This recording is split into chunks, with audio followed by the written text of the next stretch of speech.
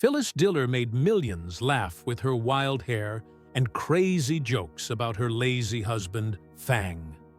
But behind the cackle was a woman drowning in secrets. Every week for over 30 years, she drove to the same place, a place her fans never knew about. Inside those walls was someone she loved more than anyone, someone whose condition she could never talk about on stage. The visit stopped in 1993, and that's when the real heartbreak began. What Phyllis hid from the world explains why she never stopped working, even when her heart literally stopped beating. Phyllis Diller was born in Lima, Ohio, on July 17, 1917. Her parents were unusually old for the time. Her father, Perry, was 55, and her mother, Frances, was 36. That meant, as a little girl, Phyllis was constantly surrounded by older people and funerals. While most kids feared death, she became oddly fascinated by it. That strange comfort with dark topics would later become the heart of her comedy. Even though her family was Methodist and had German-Irish roots, Phyllis rejected religion early on. She faced hardships young, but instead of turning bitter, she turned funny. At Central High School in Lima, she would joke around with her classmates outside class. Those moments, small as they were the start of something much bigger. When the Great Depression hit in the 1930s, her family was crushed financially. She started selling newspapers to help, slowly building the tough shell she'd need later in life. Strangely, her last name had once been Triber, changed generations earlier, something she didn't even know until adulthood. Growing up in a quiet, often lonely house, she found herself making up stories. And before long, those stories started sounding like punchlines. At just 10 years old in 1927, Phyllis was accepted into the Sherwood Music Conservatory in Chicago. Her piano skills were far beyond her age. By 1939, she was playing professionally with orchestras. But as incredible as that sounds, she quit. Not because she wasn't good, but because she believed she'd never be as good as her teachers. It was a painful choice, but deep down, she knew it wasn't the right path. The Great Depression didn't make things easier. In 1933, her family's money ran out, and she had to leave Sherwood after 3 years. She started taking any job she could to survive. Later, she said, quitting music may have saved her. She hadn't failed. She had rerouted herself toward something even better. In 1935, she tried college again, this time studying music education at Bluffton. But by 1937, she left again, this time for marriage. For years, she regretted giving up her dreams, but comedy would find her anyway. In 1940, Phyllis and her husband Sherwood moved to Ypsilanti, Michigan, where he had a job at a bomber plant. Life was tight. Their son Peter was born that year on September 27th, while the country was deep in wartime rationing. Families had to make do with just $25 a week. That financial pressure mixed with new motherhood pushed her into postpartum depression. Between 1940 and 1945, they moved at least 8 times, finally ending up in California. Sherwood got work at the Alameda Naval Air Station, but money was always tight, and Phyllis was the one holding everything together.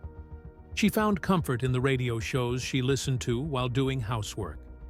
Those voices, those jokes, they planted a seed. Her second child, Sally, was born in 1944. Around this time, Sherwood was often unemployed, so Phyllis took a job as a newspaper editor. That experience would become her secret weapon later. In 1953, they nearly lost their home, but instead of breaking her, it somehow became the moment everything began. She was 37 years old, and her career was about to start. Tragedy struck in 1945 when she gave birth to a son. Some sources say they named him Perry, others say he died unnamed. He passed away just 2 weeks later. It broke her. Doctors believed it was because he was premature, and medical help at the time wasn't strong enough to save him. They were still living in Alameda, and Sherwood had just lost his job. Everything felt uncertain. Phyllis, only 28 at the time, turned her pain into action. She started joining local theater productions in San Francisco. Performing gave her a place to hide her grief. But the heartbreak didn't end there. She suffered a miscarriage not long after. Over the next decade, she'd go through 6 pregnancies. Only 5 children survived. During this time, she began writing again, submitting articles for just $2 each, while hiding her grief behind a smile. Between 1946 and 1950, Phyllis gave birth to Suzanne, Stephanie, and another son, also named Perry. That brought the number of living children to 5. But while her family grew, their money didn't. Sherwood refused jobs he thought were beneath him, even wasting a $10,000 inheritance that could have saved them. They lived on food stamps, barely affording powdered milk. Phyllis earned $15 to $20 a week, writing for small papers. Life was hard. She had 5 kids under the age of 10, no help, and no support system. But instead of falling apart, she turned it all into a joke. Her future comedy would be full of stories about sit-down husbands and chaotic motherhood. But back then, none of it felt funny. It felt like drowning. By 1952, things got worse. They were evicted from their home because of $300 in unpaid rent. That same year, Phyllis got her first consistent paycheck, $75 a week, as a radio copywriter at Caro in Oakland. The job saved them. She created a 15-minute segment called Phyllis Diller, the homely friend maker, poking fun at housewife tips. The name was silly, but it gave her a voice. Sherwood had spent 2 years pushing her to perform, so she finally tried. Her first real show was at a veterans hospital. She bombed. Patients heckled her while she played piano. But she didn't quit. She turned the humiliation into fuel. That same year, she did her first stand-up gig. And even when they struggled with rent and had to pawn jewelry, she kept going. She told no one how hard things really were. Then came the turning point. On March 7, 1955, at age 37, Phyllis performed at San Francisco's Purple Onion. The audience loved her. She wasn't trying to be glamorous like other women. She made fun of her looks, her cooking, her life. She joked that her food could kill you. People couldn't stop laughing. What started as a short gig turned into an 89-week run, nearly 2 years. The club made over $100,000 off her shows, and suddenly, this tired mother of 5 was being taken seriously. Her pay was just $100 a week, but it led to TV spots by the next year. She had read a self-help book called The Magic of Believing and credited it for finally pushing her on stage. After 15 years of homemaking, she had found something just for her. In 1956, she transformed completely. She created a stage look that was unforgettable. She wore a wild horsehair wig, painted her face in exaggerated makeup, carried a long cigarette holder even though she barely smoked, and wore clashing clothes that made her look ridiculous and brilliant. She did it on purpose. She was nearly 40 and knew she had to stand out. Instead of trying to be beautiful, she made herself as ugly as possible and owned it. Her bookings went up by 40% almost instantly. She started appearing on national shows. Her wig collection grew to over 50 pieces, each costing $50 to $100. Her signature cigarette holder was 12 inches long and made of ivory. All of this became part of her legend. But beneath it all, she was hiding pain from a troubled marriage. She turned that pain into power. On June 15, 1958, Phyllis released her first comedy album, Like a Lampshade in a Whorehouse. The title shocked everyone, and some stores refused to sell it. But it sold over 50,000 copies in its first year. Her jokes about Fang, a lazy, fictional husband, were thinly veiled references to Sherwood. She recorded the album in a small Los Angeles studio with just 20 people in the room. The humor was raw and fast. She delivered up to 200 words per minute. The album made her $10,000 in royalties by 1959 and landed her TV deals. Even Fang had a strange origin. It came from a typo in a script, but she kept it, eventually writing over 1,000 jokes about him. The success of this album proved that women could be just as bold, just as funny, and just as fierce as any man on stage. By 1959, she was touring nonstop. She hit over 150 venues, including New York's famous Blue Angel Club. That year alone, she traveled 50,000 miles and made $25,000, 3 times more than she had earned just 4 years earlier. She had a steel cabinet custom-built to store 50,000 handwritten jokes, each one on an index card sorted by topic. She would sit at her typewriter after shows, writing 100 new jokes every week. She performed so often, she once collapsed from exhaustion after a 48-hour drive. But even then, she kept going. In 1961, something very unusual happened on television. A woman walked onto The Jack Paar Show on April 5th and changed everything. She wasn't young, she wasn't polished, and she definitely didn't fit the mold of Hollywood beauty. She was 43 years old. Her name was Phyllis Diller. She had 5 kids, came from a broken marriage, and had only started doing comedy a few years earlier at the age of 37. Most people would have given up, but instead, she stood under those bright studio lights with a fright wig on her head, a long cigarette holder in her hand, and a loud cackle that made people either laugh or gasp. She didn't hide her struggles. She made them the joke. She called herself ugly before anyone else could, and talked about her chaotic home life in ways that made people laugh out loud. There was no woman like her on TV, not one. And despite being terrified, shaking so badly she could barely hold the mic, she kept going. That one appearance didn't just get her noticed. It launched her into stardom. More shows came calling. Soon, she was on The Ed Sullivan Show, and comedians like Roseanne Barr would later say she changed their lives.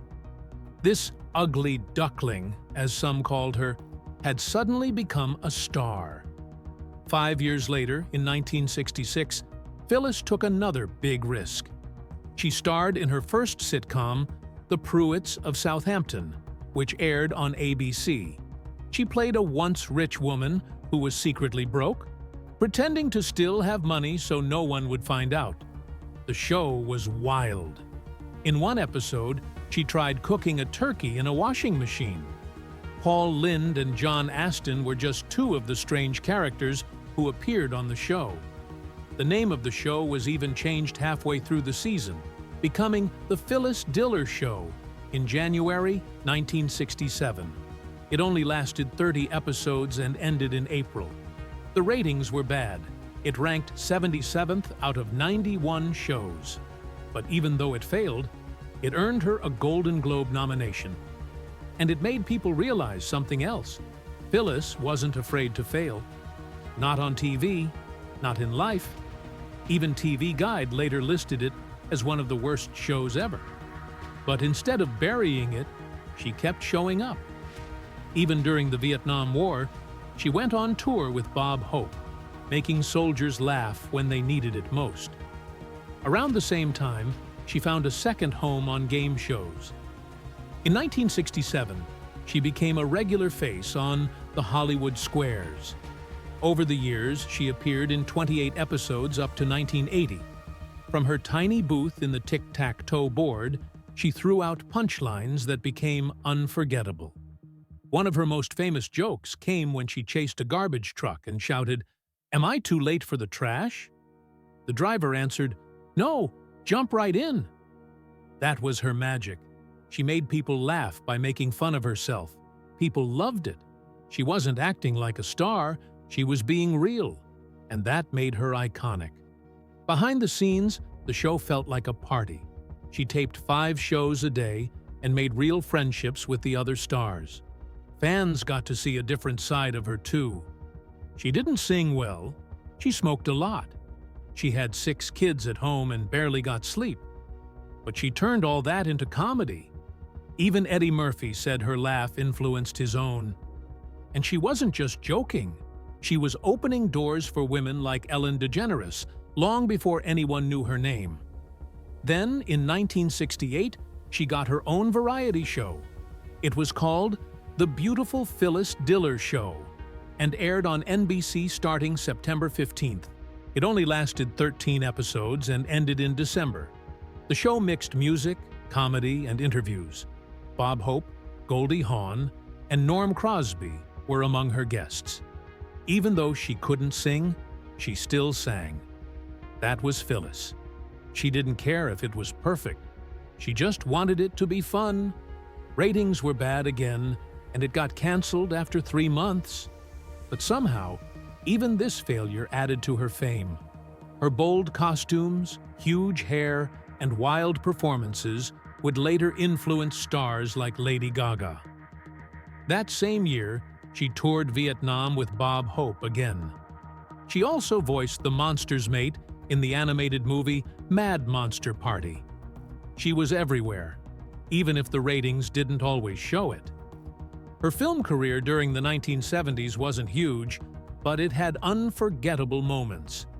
In 1969, she acted in The Adding Machine as Mrs. Zero. It didn't do well at the box office, but critics were surprised by how serious and emotional she could be. In 1975, she popped up briefly in the Oscar-winning The Sunshine Boys, and in 1977, she had a role in The Great Balloon Race. 2 years later, she appeared in A Pleasure Doing Business. Around that time, she also took over the lead in the Broadway show Hello, Dolly, on December 26, 1969. She was 52, doing 8 shows a week. Few knew that behind the curtains, her home life was crumbling. Her husband Sherwood, who had been diagnosed with mental illness in the 1950s, had left her to raise 5 kids on her own. She was working every night just to pay the bills. Still, she kept going. In 1976, she joined The Gong Show and judged ridiculous acts, cackling through the madness. She also appeared on Match Game PM. Her voice was everywhere, laughing, shouting, playing, and she never stopped. She was even in The Muppet Show in 1979 and The Love Boat again and again between 1977 and 1986. By the end of the decade, she had over 40 film credits. She even earned more money than Bob Hope on one of their movies in 1966. Boy, did I get a wrong number, because her timing was just that good. She also made an album. It was called Born to Sing and came out in 1968. It wasn't serious. She made fun of her own voice. The songs were off-key and full of jokes, but that was the point. People loved it. She mixed music with stand-up.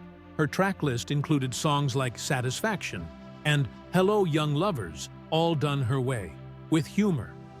The album sold okay, but helped her sell out shows on tour. What few knew was that she recorded it while going through hell. Her marriage had collapsed. She had no money.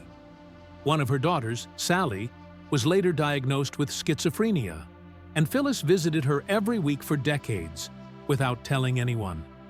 In public, she smiled. In private, she was barely holding it together. That album led to her 1968 TV show. And in 1972, she voiced herself in the new Scooby-Doo movies, poking fun at psychic readings. Her fans adored her. Many were from the gay community, who saw something beautiful in her loud colors and bold truth-telling. She released over 10 albums in total. Each one felt like a little rebellion. In the 1990s, she became something else, a voice. In 1990, she played the Mouse Queen in The Nutcracker Prince, a Canadian animated film that completely bombed, earning only $1.7 million from an $8.5 million budget. But her performance stood out. Her villainous voice, full of laughter and evil glee, made kids laugh and parents smile. She was also in A Bug's Life in 1998, which made over $363 million. While her voice soared in cartoons, her life was once again filled with quiet heartbreak. Her daughter Sally was still institutionalized, and by 1990 her son Peter had cancer. He died in 1998 at age 53. She kept touring, kept smiling, kept visiting hospitals in silence. In 1984, she did something nobody had done before. She made a video about plastic surgery. Not just a joke, a real home video. It cost $39.95 and was called Phyllis Diller's Home Video Guide to Plastic Surgery. In it, she talked about her facelifts, her nose job, and more. She said it wasn't just about looking better, it helped her spirit. She even joked that her surgeon was so cheap, he bit off her earring. But this wasn't just funny, it was bold. Back then, nobody admitted they had surgery. She won an award from the American Academy of Cosmetic Surgery for being honest. She called herself the Queen of Plastic Surgery, and people listened. She made it okay to talk about it. Even Joan Rivers followed her lead. In 1985, she turned her style into a business. She released her own line of wigs and crazy clothes. At 68, she was turning jokes into profit. She sold wigs that looked like her own wild hair, and outfits like the ones she wore on stage, bright, loud, unforgettable. She had worn wigs every day for years because her real hair couldn't handle the teasing anymore. This business made her a lot of money, and it influenced drag performers and gay fans, who saw her not just as a clown, but as a queen. In 1996, at 79, she surprised everyone again. She showed up on the soap opera The Bold and the Beautiful as Gladys Pope, a makeup artist full of color and wit. She appeared in 11 episodes, blending comedy and drama in a way no one expected. People loved it.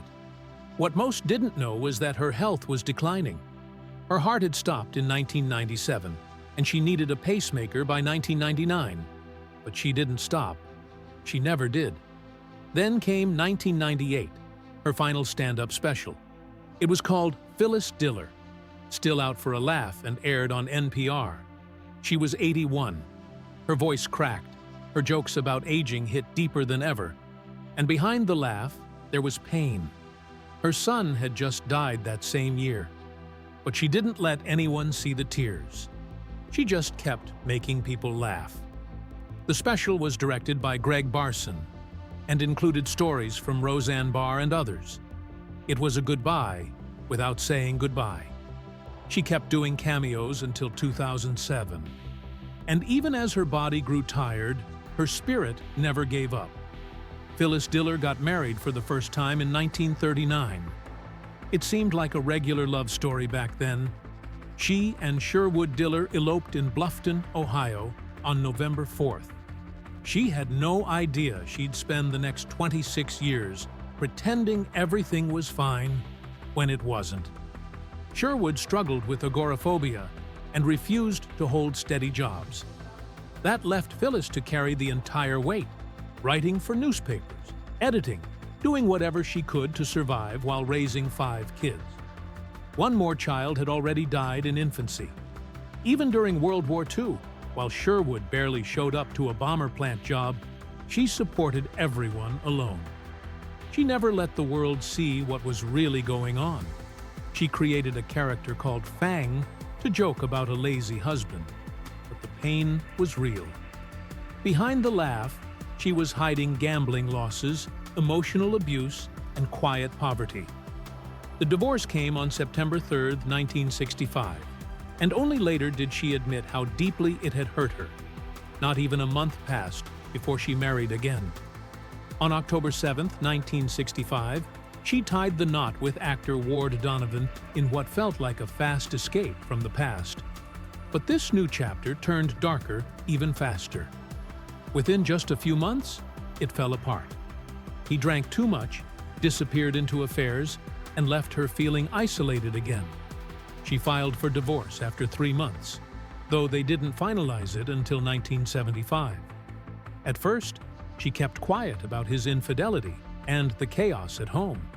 She didn't want scandal ruining her rise, but later she joked about useless husbands on stage, using laughter to cover the loneliness.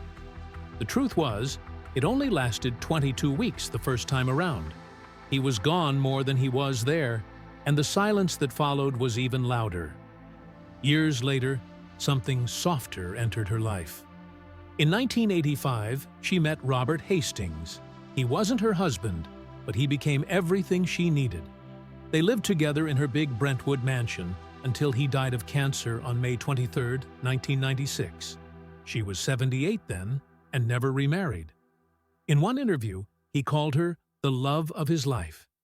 They would play gin rummy in the house, just the two of them, far away from the pain of her earlier years. After so much public smiling through grief, this time it was real.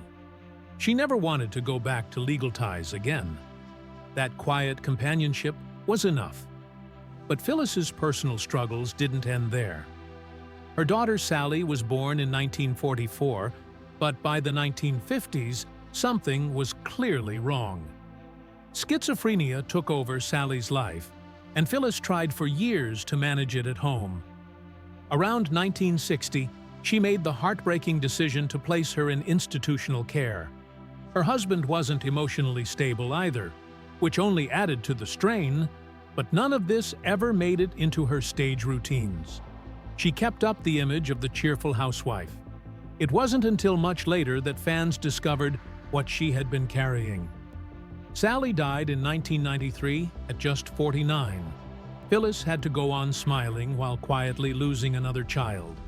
Then came July 4, 2002. A day usually filled with celebration turned into something else entirely. Her daughter Stephanie died of a stroke at just 54. Phyllis had helped raise Stephanie's 3 kids after her 1973 marriage, and now, suddenly, she was saying goodbye. She didn't stop working. She didn't take time to grieve publicly. But behind her tough schedule and big wigs was an 84-year-old mother who had already buried her son Peter in 1998, lost Sally in 1993, and was now trying to stay upright after yet another hit. Back in 1945, she'd already endured a different kind of heartbreak. Her newborn son died just 2 weeks after he was born. That came after a miscarriage, which had already shaken her deeply. She and Sherwood had Peter in 1940 and Sally in 1944, but nothing could prepare her for losing a baby. She didn't speak about it for years. It wasn't until her 2005 memoir, Like a Lampshade in a Whorehouse, that she finally told the truth. He was buried quietly in Lima, Ohio. By the time Phyllis passed in 2012, she had outlived 4 of her 6 children. That's the kind of pain no punchline could cover. Her youngest, Harry, was born in 1950. He had dyslexia, which made school a struggle and home life even harder. With Sally's illness and the deaths piling up, Harry's reading problems felt like another mountain. But he made it. He pushed through, built a career in business, and eventually became the one managing his mother's affairs. He was the bright spot in a storm of sadness.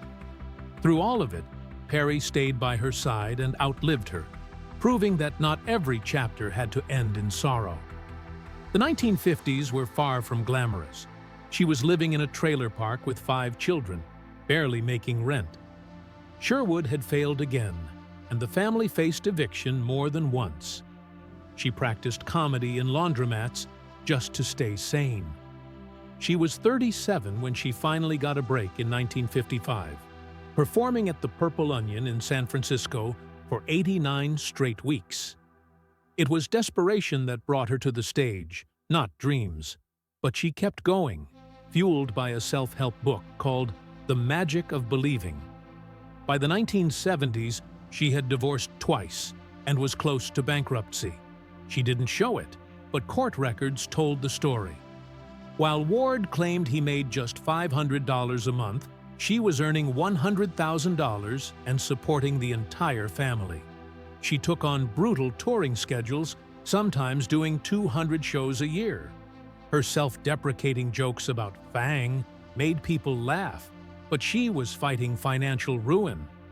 In 1979, she won a $5 million lawsuit over music rights, which helped stabilize things again. The men left chaos behind, and she kept rebuilding alone. She also rebuilt herself, literally. Starting in 1972, she began a long journey through plastic surgery. By 1990, she had done 15 procedures. The first facelift nearly killed her, leaving her temporarily paralyzed. Over time, she had her nose reshaped, breasts reduced, cheeks filled, eyes lifted, even tattooed eyeliner.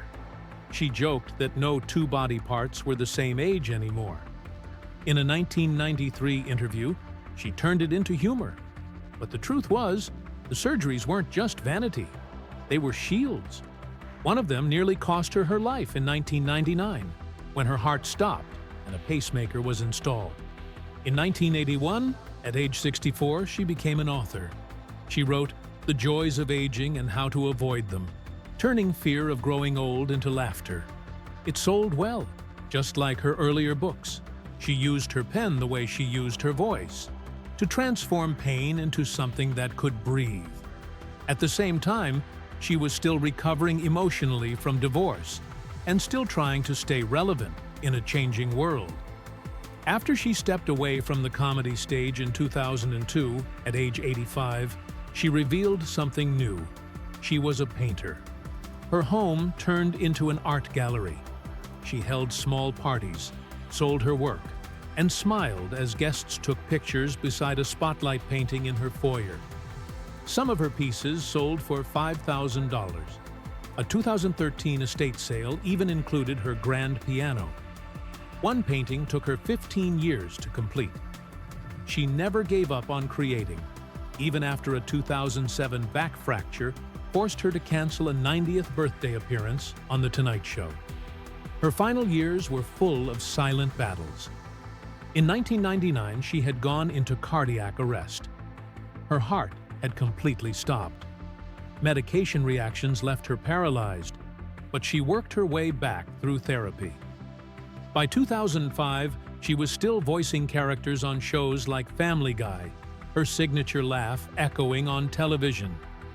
Even as depression, heart issues, and old wounds caught up with her, she didn't quit. Her last public appearance came on May 15, 2012, when she received a Lifetime Achievement Award in Lima, Ohio. She looked frail but smiled anyway. She died on August 20, 2012, at age 95, in her Brentwood home. Her heart had finally given out. Her manager said she died peacefully in her sleep, smiling. She was cremated, and her ashes scattered at sea. It was simple and free, just like her spirit. The world found out afterward that she had hidden deep depression, chronic pain, and unbearable losses. But what the world saw was laughter. That's how she wanted it. She made it okay to be loud, silly, honest, and broken, all at once.